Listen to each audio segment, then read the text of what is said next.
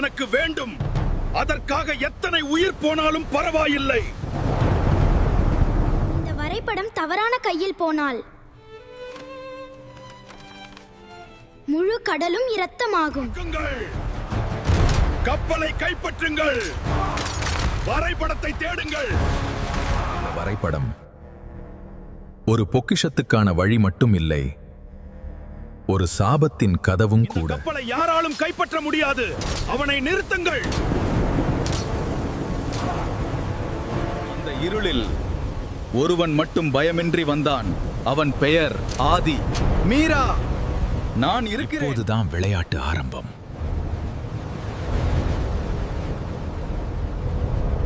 இந்த பொக்கிஷம் இறுதியில் என் கையில் தான் வரும். கருங்கடலின் ரகசியம் அடுத்த பகுதியில் தொடரும்.